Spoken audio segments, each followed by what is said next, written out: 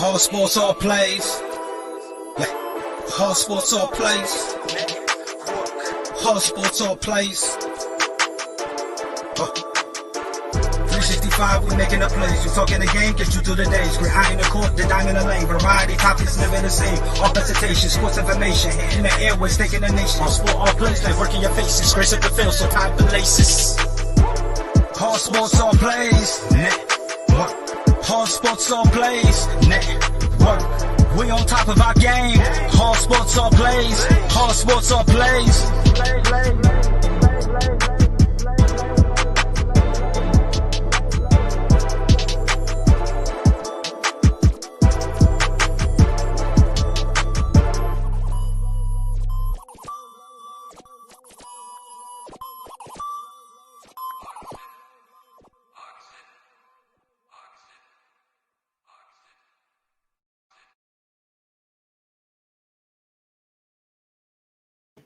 Hello, everybody, and welcome back to the All Sports, All Plays Network.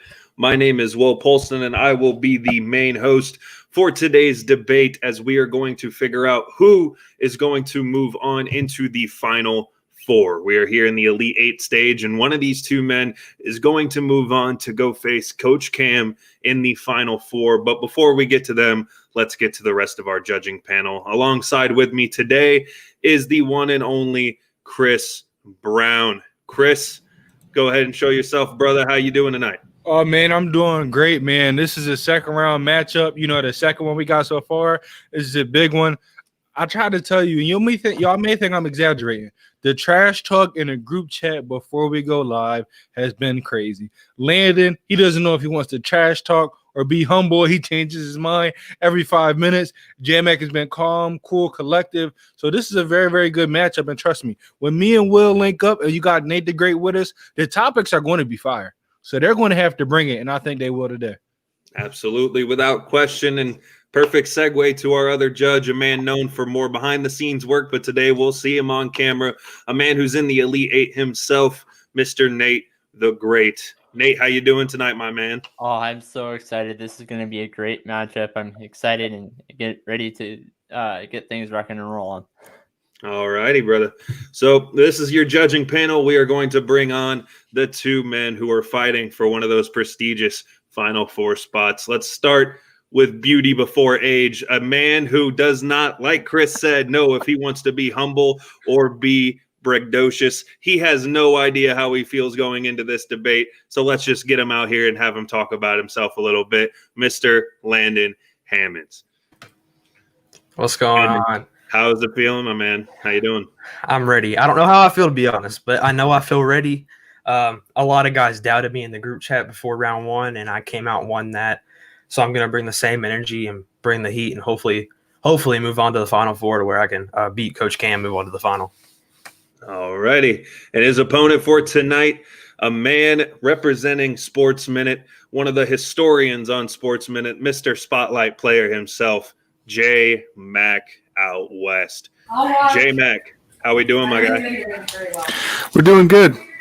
We're going to debate. We're going to have some fun. We're going to get it done. We win, we say little. We lose, we say less. All right. I like it. I like it. All right. For anybody sitting here watching live at home and does not exactly know the rules yet, maybe this is your first debate on the network. We have, in this second round, we have 5 questions composed for the two debaters. They will each receive a minute and a half to give their takes. Then they will both be offered a 1-minute rebuttal. Chris Brown is our timekeeper for this one. Whenever he gives you his finger, that is the 10-second warning. You have 10 seconds to wrap up your thoughts. Anything after that, we will, the judges and myself and the other judges will go to our group chat. We'll figure out who we think won that round. At the end of question 5, we'll take a little 30-second break, and we'll come back with the winner to go on to the Final Four. Yeah, Will. Yes, sir. This how we're going to decide who goes first. All right. Jaymac, since you're the oldest, heads or tails? Heads or tails? Tails. As you can see, that's tails. Do you want to go first, or you want your opponent to go first? You never want to go first. Okay. You always defer to the second half. Okay. Landon, you heard what he said. You will be going first, my friend. Alrighty. So I will give you guys question 1. We'll have Chris for question 2. Nate will give you 3. Back to 4. And Chris got the pleasure of doing question number 5. So I'll go ahead and I'll start with the first question. Landon, you will be receiving this one first, so we will get your first take. We know there's been tons of quarterbacks in the NFL over time. Obviously, there's been tons, some overrated, some underrated. But our question for you is, who is the most underrated quarterback of all time? Who is appreciated the least for what they've done on the field? Landon, you will receive 1.5 minutes. Are you ready? I'm ready. Time starts when you start talking. All right, when I think of underrated quarterbacks, underappreciated quarterbacks, I think of Drew Brees. Simply because this man is insane. He holds 3 records, whether it's passing yards, touchdowns, or completions. All right, Tom Brady, who is most people's GOAT. Drew Brees has played 14 less games than him, has a better completion percentage, has more yards, and has 10 less touchdowns. But keep in mind, Tom Brady's played 14 more games than him. Okay, I looked on 10 of the top websites that have a list of the most underrated quarterbacks of all time. 8 of the 10 don't have Drew Brees in their top 5. That's insane. And he has better stats than Tom Brady in most areas. All right. This guy is insane. He can throw it into tight windows. He can throw it deep, sit in the pocket, and he can throw it short. It doesn't matter. This man gets it done. He throws touchdowns. He throws it very accurately. He can do the job. Another thing I want to say is 8 out of the 10 websites have Tom Brady at number 1. Drew Brees has better stats than Tom Brady. So that doesn't make sense. He's super underappreciated. I'm done with the disrespect for Drew Brees. Put him in top 5. Put him in top 3 for all that I care. He is a top 5 quarterback of all time, and he is super underappreciated. Okay. Alrighty. That is your time. Jaymac, you do have 10 seconds. Any final thought? All right. Jaymac, go ahead. Chris, you're on mute, buddy. Real quick, Landon, make sure you tune in to Real Talk so you can figure out how I feel about Drew Brees. All right, go for it. I'm doing it for you, my friend. Doing it for you, my friend. Alrighty. So we've heard Landon's take on the most underrated quarterback of all time. Jaymac, the question is turned to you. You have 1.5 minutes, and time will start when you start talking. Well, when it comes to underrated quarterbacks, you can probably look in any area of the NFL. You're going to find one somewhere. But let me tell you about a guy who's never been given any help, a guy who has single-handedly won multiple games every single year. The only reason that this team has any relevance right now, that's Matthew Stafford for the Detroit Lions. Matthew Stafford is a generational he's a generational talent. Everyone forgets that. He is a very talented quarterback who's never been given any help. The one receiver he had, Calvin Johnson, decided it wasn't worth being on a team with no defense and a team with no other weapons to help out Matthew Stafford, and he walked away from the game prematurely. Matthew Stafford is the reason why the Detroit Lions even have any relevance to anything of representing an NFL football team, because the ownership, the GMs, no one has ever gotten him any help for this, and they've wasted his career in Detroit. And Detroit should actually do the right thing and let him go to a contender. He should go to a different team. And if I'm Matthew Stafford, I'm very upset about the fact that they have wasted my talent, wasted me as a very, very underrated quarterback. All righty. So we've heard the opinions of that. Landon going with Drew Brees, Jaymac with Matthew Stafford. Landon, you are offered your 1 minute rebuttal, and time will start when you start talking. All right. The fact of the matter is Drew Brees has broken 3 records. Matthew Stafford has broken none, okay? Matthew Stafford cannot get done in the playoffs. We've seen that. All right, Drew Brees is a 13-time Pro Bowler. He's a 1-time Super Bowl champ. He's won the Burt Bell Award. He's a 1-time All-Pro, and he's a 2-time Offensive Player of the Year. Matthew Stafford has none of those accomplishments, period. That's my only argument against what you have to say there. Drew Brees was caught in the shadows of Tom Brady and Peyton Manning, who some people say are the top 2 quarterbacks of all time.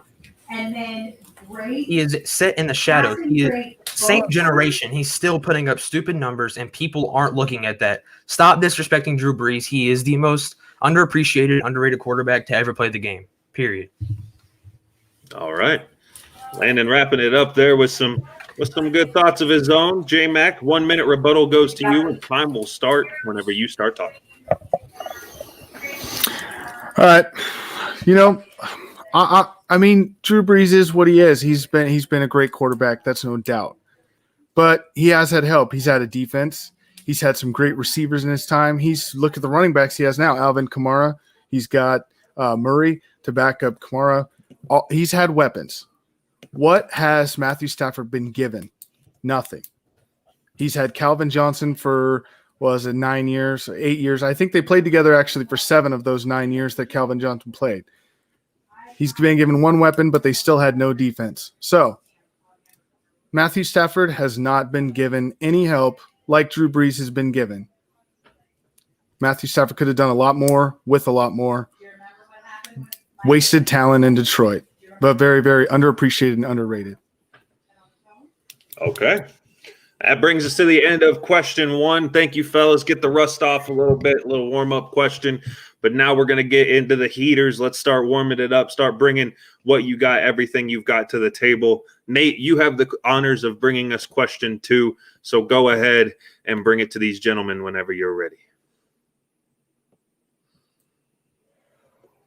What is the best era in baseball? And now, since Landon went first last time, Jaymac, you go first this time. Okay. The greatest era in baseball. Well, man, baseball has been around since 1864, I think, was the first original baseball game. And it really, you look at different eras. You look at the dead ball era, the live ball era, the steroids era, the pitching era. You've got all kinds of era. Now, we're going to talk about what the greatest era of baseball is. Does anyone remember the summer of 1998? Man, if you were alive, this was the greatest season in baseball. It brought baseball back after their strikes, okay? I know it's the steroids era, and we could talk about whatever you want. But from a pure entertainment standpoint, what brought people back to watching baseball and made it relevant again was Sammy Sosa and Mark McGwire in the summer of 98 chasing the home run record. There has not been another season like that in baseball in my entire life. Before that was a great era as well. However, this one was the best. Steroids era was the best. And it doesn't matter if anyone goes to Hall of Fame. It doesn't matter how you feel of being a historian of baseball. Entertainment-wise, it was the greatest era in baseball because you tuned in every day to see someone crush the ball 500 feet out of the ballpark. And it brought baseball back to relevance. There's nothing better than that. There's no era that has done more for baseball than the steroids era in baseball. All right. The next goes to Landon.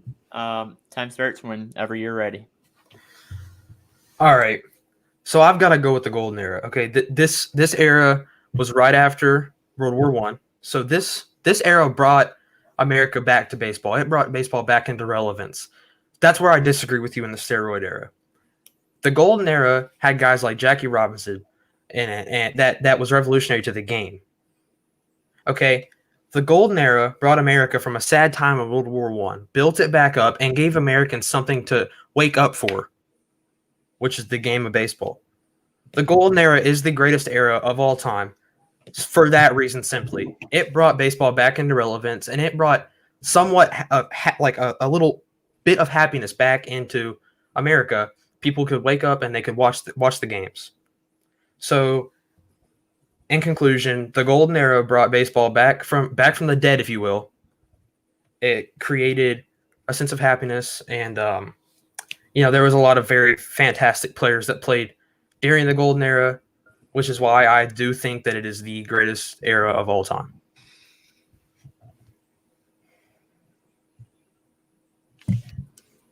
So, you have a minute for a rebuttal. Time starts when you're ready, Jaymac.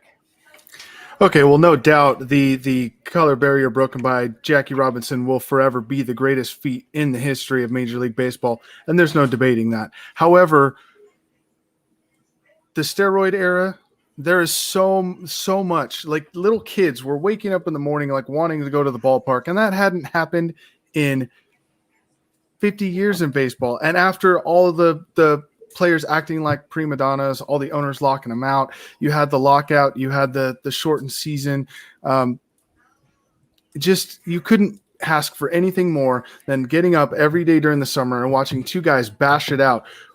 Have to have two TVs to watch each guy, flipping the channels back and forth to see who's going to hit the next home run. And it was an amazing time in baseball. Whether or not it comes to today's game and it's going to get them in the Hall of Fame is really irrelevant, because that was the point that brought everyone back to baseball and to what it is now. And baseball is not the game it used to be. So it was the best time of the worst time of baseball, to be completely honest. And now, Landon, your rebuttal. You have a minute. Your time starts whenever you are ready. Jaymac, I don't know why you're saying that people. I mean, I understand people woke up to watch these guys play baseball, but the golden era was right after, like I said, World War I, which was it was terrible. It was awful. Okay, and it gave people motivation to watch baseball and bring somewhat happiness into their life. The golden era is the most evolutionary era simply because it brought baseball back into the world. The golden era set up the steroid era. It set up what we have right now. It set up what we had between that time. If there was no golden era, we would not see baseball today, and I can almost guarantee it. There was no happiness after this time. It was completely awful. The golden era in baseball is the only thing that brought American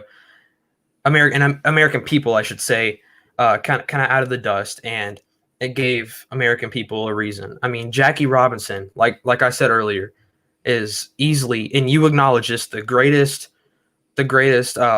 wall broken in American history, in my opinion.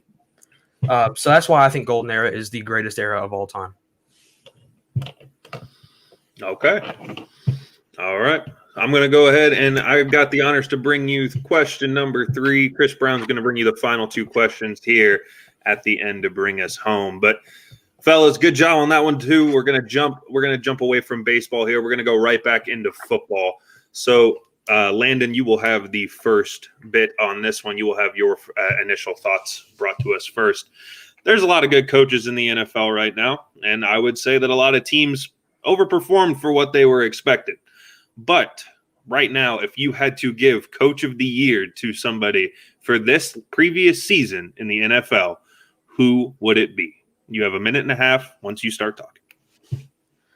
When I think Coach of the Year, I think of the Cleveland Browns, Kevin Stefanski, simply because this team used to be awful. They had a stacked roster, and they had 2 coaches, I believe, that could not get it done in Cleveland. 2 coaches. And that's terrible. I mean, they have a stacked roster. They have Baker Mayfield, was a fantastic quarterback, was never used the right way. Nick Chubb, Odell Beckham, Juice Landry, fantastic offense, one of the most stacked offenses on paper. This team in 2019 to 2020 season went 6-10, did not make the playoffs. Matter of fact, I'm pretty positive they had a top 10 pick in the draft. This year, 2020-2021, they went 11-5, made the playoffs, stunned the Pittsburgh Steelers, getting off that 28-0 run in the first quarter, and ultimately kept up with the Chiefs, the Kansas City Chiefs, who is arguably one of the best offenses we've ever seen in the NFL, kept up with them, and had this team rolling, right? This team is kind of like, it's like America's team almost. I mean, we've seen this team go 0-16. Now we're seeing this team go 11-5, and honestly, and obviously be like a top 14 team in the league. So this team came from the bottom. Now they're here. Next year, they got a true chance to make it all the way. This team stacked on paper. Kevin Stefanski executed what he had to work with. There was very small changes, like signing of Austin Hooper and Jedrick Wills, I'm pretty sure is his name, left tackle. And he made this team work with what he had, with a winning record, a playoff win. So Kevin Stefanski is the Coach of the Year. All righty. We've heard Landon, Kevin Stefanski earning the Coach of the Year in the NFL. According to Landon, Jaymac, you will be offered a minute and a half, and time will start when you start talking. Coach of the Year in the NFL this season. Well, what do I think when I think coach of the year? I think overcoming adversity. That's number one. So let me tell you, no one overcame adversity more this year than Ron Rivera from the Washington football team. This guy had cancer, was getting chemo treatments during the week, still showing up on Sundays to coach his team. The fact they went 7-9 and won the division doesn't matter, but they had 4 quarterbacks to do that. And, by the way, the greatest comeback story in the history of sports in Alex Smith. But he was getting chemo treatments. I can't tell you that. He had cancer and didn't miss a practice, didn't miss a game, didn't miss a workout, didn't miss a film session. This guy was working through all of that, working through probably the worst thing that's ever happened to him in his life. And he still led his team to the playoffs with 4 quarterbacks after having the number 2 pick in the draft. Just unreal. Ron Rivera, hands down, coach of the year. All the adversity he went through this year. And no one expected it. No one expected them to even be in contention this year. And he at least kept them in contention and did it all with everything he was facing this year, all the adversity he worked through. And the team he had, he didn't have much of a team this year to work with. He had a good defense, not much on offense, and he still worked through all of it, got him to the playoffs, worked through that, made him a contender. Ron Rivera, coach of the year. Okay. Ron Rivera and Kevin Stefanski. What's up, Chris? Did you go with the Browns, Landon, because you have some Browns fans in your family? No, they're not judging, are they? Listen, I see him in the comments pretty hype. I mean, they're not judging. I mean, I'm just saying what I believe. That's Okay. all. All right. Kevin Stefanski for Landon and Ron Rivera for Jaymac. Landon, you will be offered a minute to rebut that topic, and time will start whenever you start talking. Okay, so we can sit here and speak about his cancer, and it's terrible. I agree. My heart goes out. You know, he faced through all that, but he's in the NFC East. They can win. They don't have to win many games to make the playoffs. They got in. They played Tampa, which is the 5 seed, and lost. Okay, and backup quarterback or not, they lost. They're not in the playoffs anymore. Neither are the Browns, but they played the Chiefs and kept up with them, correct? Kevin Stefanski coached against the Pittsburgh Steelers in the playoffs from his basement. If Ron Rivera can coach a team from his basement and beat a team like the Pittsburgh Steelers, he can have it. But the fact of the matter is, he didn't win as many games as Kevin Stefanski. He didn't have the success in the playoffs as Kevin Stefanski, and he was on the field. And he didn't do what the Cleveland Browns did this year. They had, Chase Young, the number 2 pick on their team, which was a big roster change, which is probably going to be the rookie defensive player of the year. So they had big roster changes. Time. Not enough time. All right. That's the fun part. Once you get rolling, time stops. It's amazing. But J-Mac, you'll be offered a minute to rebut on your topic, and time will start when you start talking. So Ron Rivera coached with nothing. Again, I can't tell you that enough. Yeah, the Browns, they had talent offensively and defensively. Washington, name their starting tight end without looking. Name their second wide receiver without looking. You can't. That's my point. He coached with nothing and coached through cancer. Okay. Do you know what it takes to take a cancer treatment during the week and then still be able to stand at the end of the week, not miss a film session of practice, all of that? This guy coached through nothing. He went up against Tom Brady with a 4th-string quarterback in Tyler Heineke and almost won the game, by the way. So think about that for a minute. He went with nothing into the playoffs. Doesn't matter that he was in the NFC East. They won the division. And he coached them all through that while fighting cancer, while fighting through 4 quarterbacks, while fighting with no names on his team other than Chase Young. He's got a couple good defensive players, maybe some solid guys that could start for anybody, but no superstars, no big names like the Browns had. Not taking anything away from their season, but Ron Rivera, coach of the year, and it's not even close. All right. We've heard it. It's starting to heat up a little bit. We're getting into the back half of the debate, gentlemen. Make sure you bring everything you've got on these final 2 questions. It's tough as judges up here to try to pick winners for some of these questions. Y'all are bringing your facts, bringing the knowledge. Make sure you keep it up and keep it moving. Chris Brown has the honors of bringing you the final 2 questions. So, Chris, take it away. Yes. You guys are doing your thing right now. Just want to congratulate y'all for even being here at the second round. But no time to be nice. It's time for y'all to bring it. So, question number 4, Landon, to you. Or did I get that wrong? It's going to Landon, right? It's going to Jaymac. Yeah. Okay. My bad. My mistake. That's why you got Will here. He's the brains behind all this. All right. But question number 4: who was the best player in the NBA from the 2000s era? Best player from the NBA during the 2000s era. J-Mac, whenever you start talking, it's when the time starts. Are you ready? Okay. Who's the best players from the 2000s era? This one is not even close. We can debate about whoever you want, but there's one player. It's Kobe Bryant. Kobe was the greatest in that time. He won 4 championships, and he won one by himself. You could say he didn't win one without Shaq, but he did. He took him in 2009 by himself, single-handedly, to win a finals. Okay, Kobe Bryant could be considered the greatest of all time. We're not getting into that debate right now because that's not the debate, but Kobe Bryant was the greatest player during that. One of only 3 players during that time, by the way, to make an All-NBA team all 3 seasons, make the All-Star all 10 seasons, make the All-Star game 10 times. He was the leading scorer in the league 3 times. He won 3 MVPs, 2 Finals MVPs. The list goes on. I could sit here and go on it all day. Kobe Bryant, hands down, is the greatest player from that era. And it's not close. That's the thing. It's not close. You can go through a top 10 list, a top 5 list. Kobe is far and above all the rest of them. All the rest. Anyone who played during that time. You're muted, buddy. Chris. Okay. J-Mac. I need to stop muting myself. I'm turning into Freddie right now. I apologize.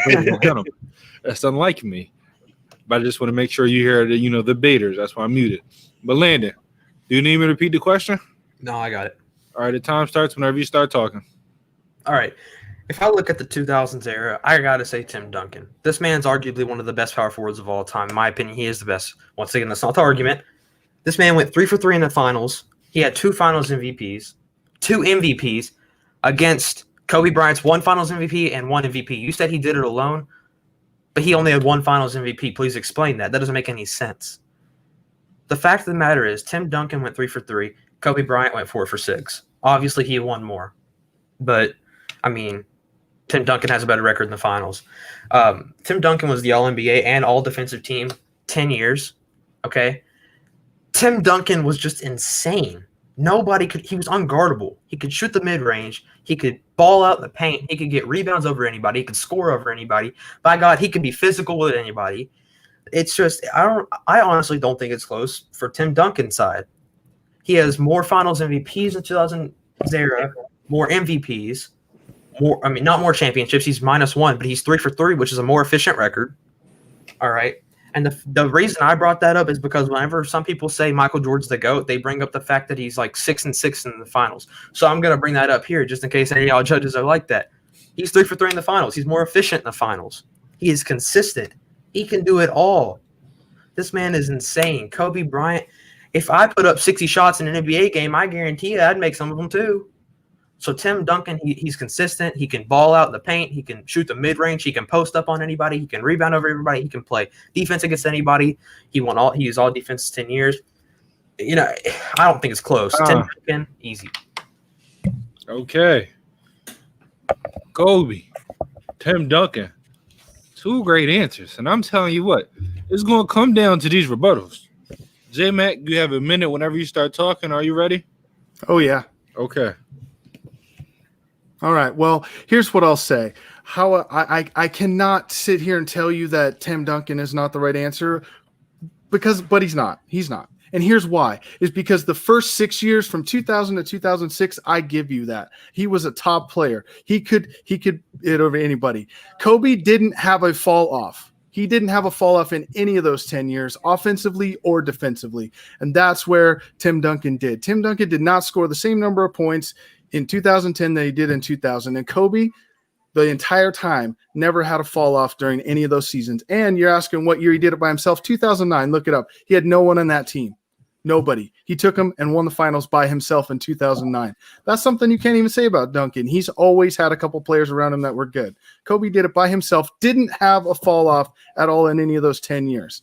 Duncan, great defensively, but offensively tailed off after like 2006, 2007. The whole time, Kobe could do it on both sides of the court, all the way through, never had a fall off. That's the whole point of why he's the greatest during that time.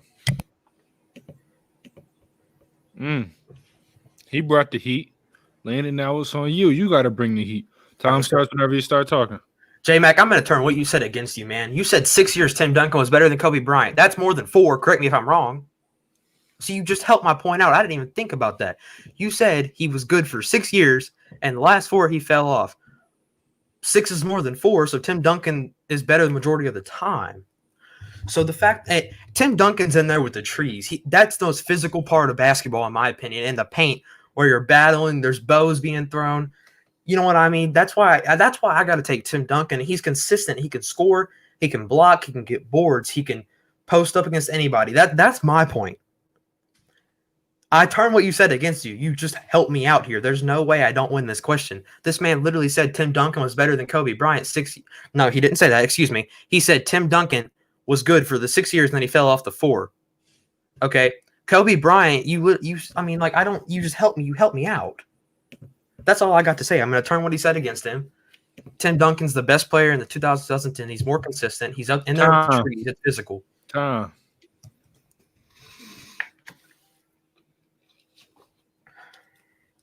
Woo, man, I'm telling you what, guys. This is why I like asking question number 5. If you always watch the debates I judge them for a reason. Because that question number 5 is coming to you, and you need to answer it right. Because this is going to determine everything. So, Landon, I'm coming to you, young fella. You got to put on for the young ones. Because me, you, and Nate were the youngest on ASAP. Question number 5. Now, when I played football in high school, I was on the defensive side. So I'm curious to hear your answer. What is the most important position on defense in the NFL? Are you ready to answer that question, Landon? Oh, I'm more than ready. I'm glad I got first on this one. Are you ready to answer this question? I'm 100% ready. Let's go. Okay, time starts when you start talking.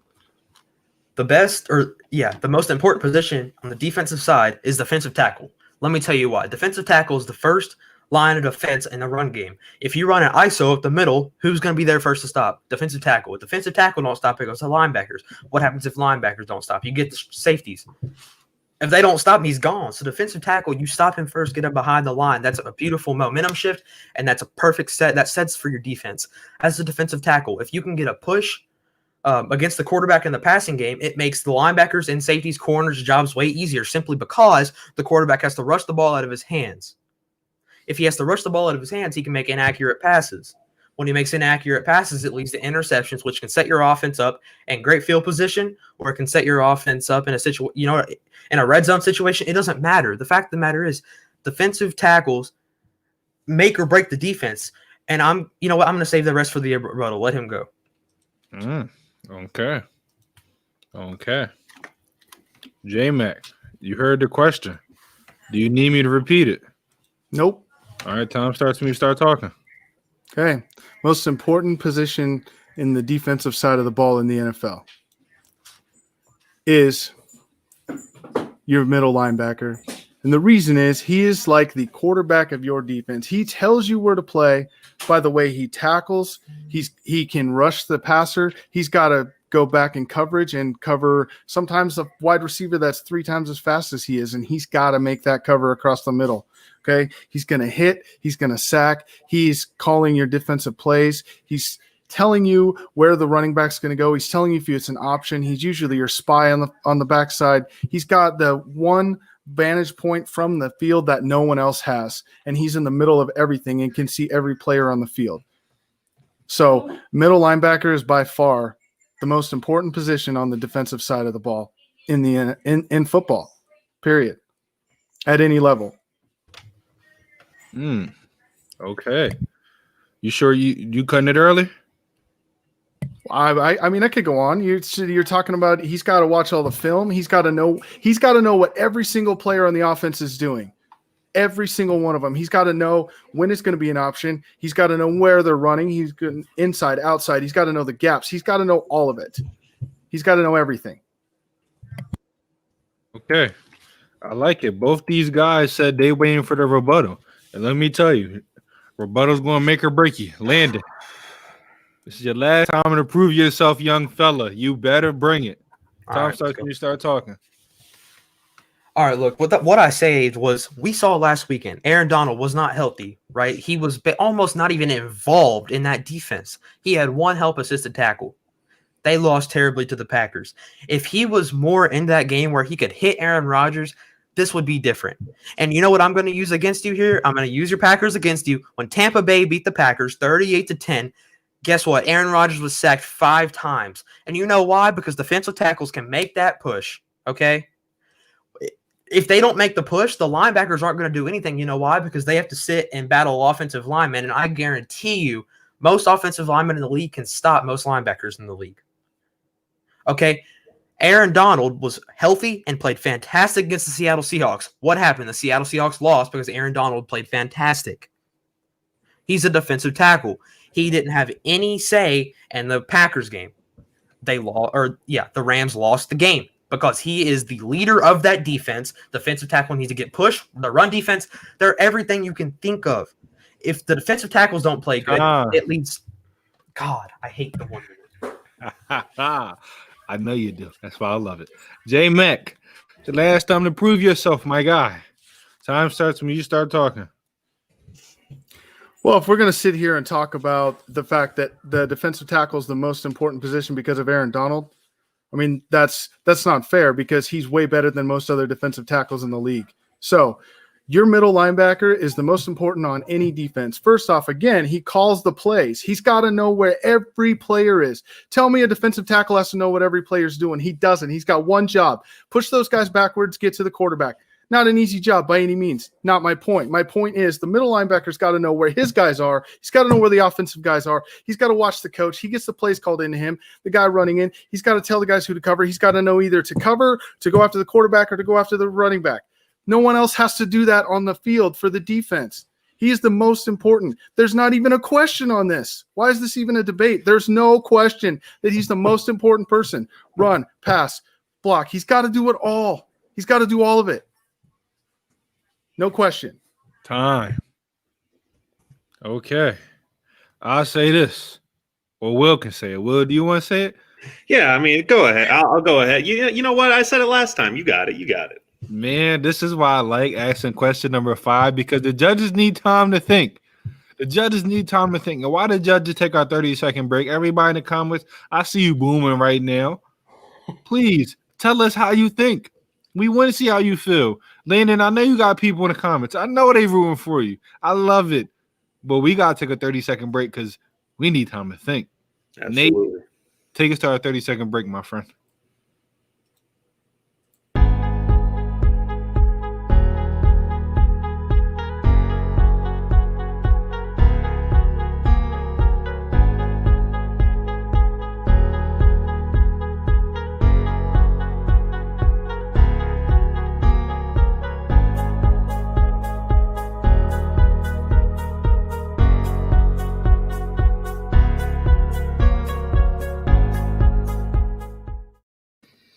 Man, oh man, oh man. Fellas, just want to let you know what this comes down to. This indicates who's going to be in the Final Four. The pinnacle of the debates, we're going to get to the elite of the elite whenever it comes down to the debating standpoint. But let's draw it out a little bit. Chris, we got a lot of people in the comments section. Yeah, why don't you go tell everybody in the comments section? Come on now. Why don't you tell everybody in the comments section how they could become our viewer of the month?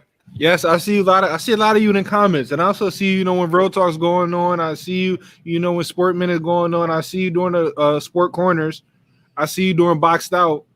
In order to be the viewer of the month, what I want you to do is keep commenting on these shows, comments on the debate, comment on the live shows, like this videos, like the page, share the page. At the end of the month, we're going to tally everything up. And we're going to crown that person a viewer of the month. If you did not see on our Instagram, our last viewer of the month, Kendall Lum, got his shirt, just posted it. He loved it. He gave me a review. He told me it smells like a new car. To you guys that know what a new car smell like, you know, it's a hell of a smell. Yeah.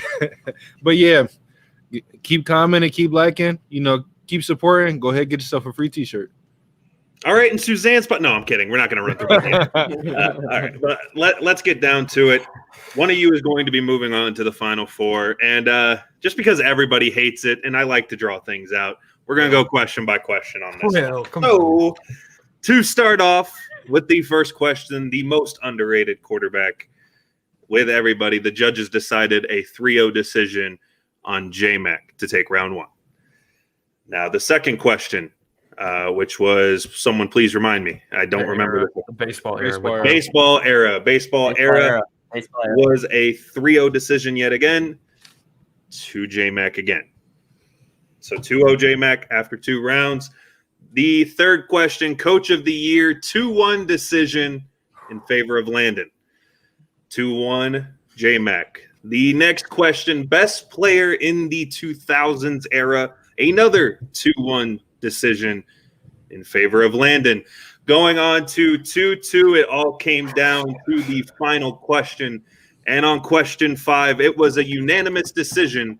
But moving on to the Final Four is Jaymac out west. Jaymac, congratulations. You will be moving on and taking on Coach Cam in the Final Four. Landon, I'll give you the floor first. Anything to say to Jaymac or your performance or anything such as that? You can't win them all. I thought I did pretty good, but it is what it is. Jaymac did good. He brought it, and every question he got first was my number one as well, so that kind of threw me off. But he did good. I'm excited to see him versus Coach Cam. I think he can bring it. I think he'll really give him a run for his money. So, you can't win them all. That's all I got to say. I can't sit up here and say you didn't bring good points or do anything like that.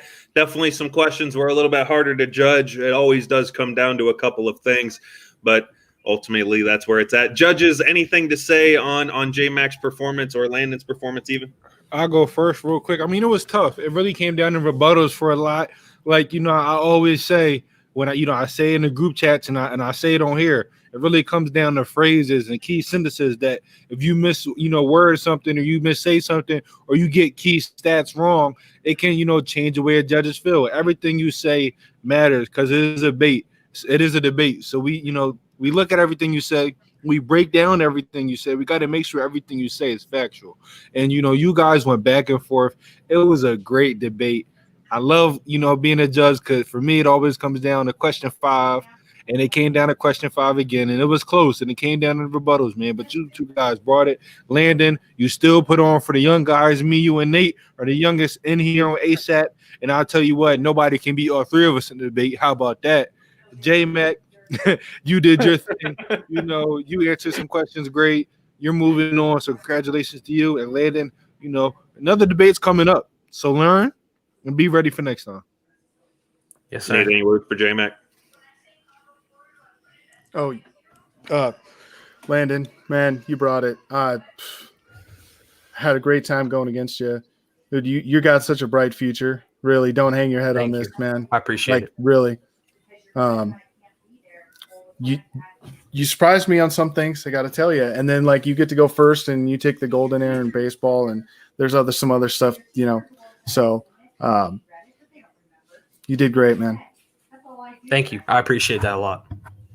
Alrighty, folks. 2 of the Final Four is set. Coach Cam and Jaymac out west will be there in the Final Four to face each other. The other matchup yet to be determined, but we will be getting to that this weekend. On Saturday, the 2 judges you see up in the top left corner, Chris Brown and Nate the Great, will be going up against each other to decide spot number 3.